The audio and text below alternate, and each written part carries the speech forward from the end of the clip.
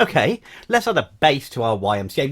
We don't need many notes actually. So we could have a G flat, which is Do, and we could have an E flat, which is La, and Re, and So. So really, we only need four notes. So G flat, E flat, A flat, D flat. Just loop that round with me. Here we go. G flat, E flat, A flat, D flat. Here we go. We're going to put it together. So here's our G flat.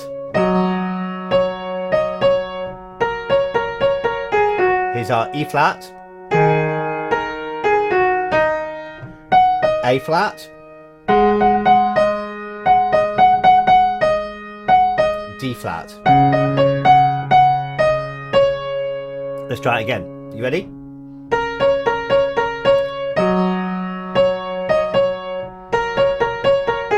So that was Do. And if you're doing solfa, this is La.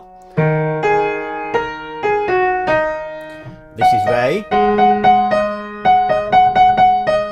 And this is So. There you have a bass and a melody. Great coffee break.